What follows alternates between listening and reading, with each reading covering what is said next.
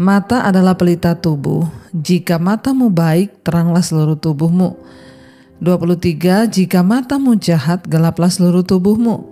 Jadi jika terang yang ada padamu gelap, betapa gelapnya kegelapan itu. Sekali lagi saya bacakan Injil Matius 6 ayat 21 sampai 23. Injil Matius 6 ayat 22 sampai 23. Mata adalah pelita tubuh. Jika matamu baik, teranglah seluruh tubuhmu. Jika matamu jahat, gelaplah seluruh tubuhmu. Jadi jika terang yang ada padamu gelap, betapa gelapnya kegelapan itu.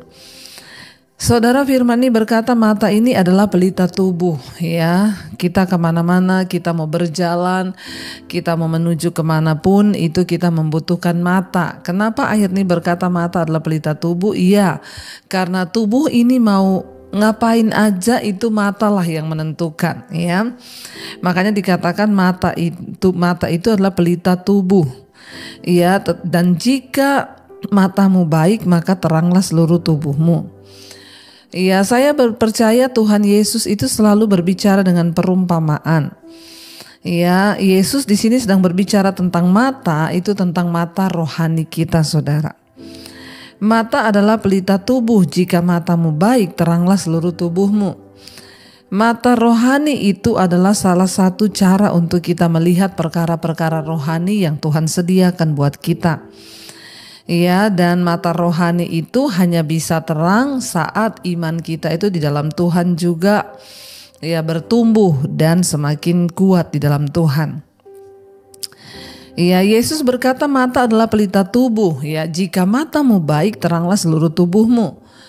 Ada begitu banyak orang Kristen yang dalam hidupnya itu salah terus mengambil langkah, salah terus berjalan. Ini diakibatkan kenapa?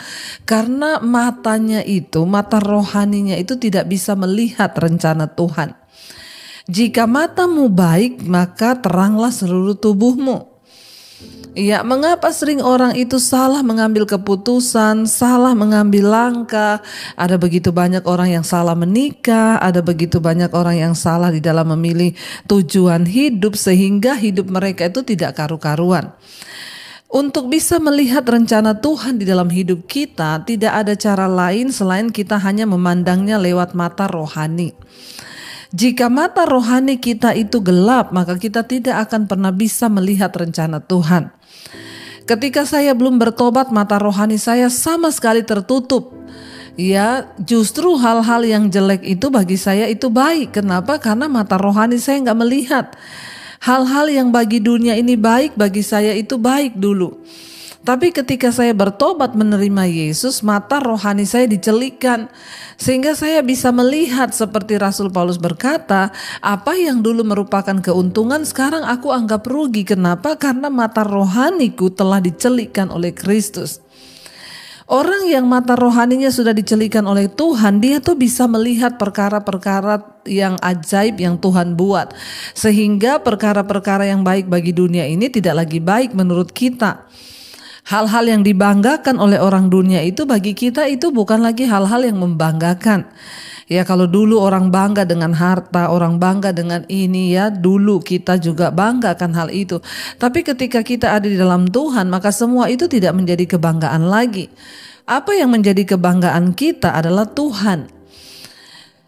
Ada begitu banyak orang salah jalan, salah pilih pasangan hidup, salah bekerja, salah menentukan jodoh, salah menentukan ini dan itu. Kenapa? Karena mata rohaninya mereka itu belum dicelikkan.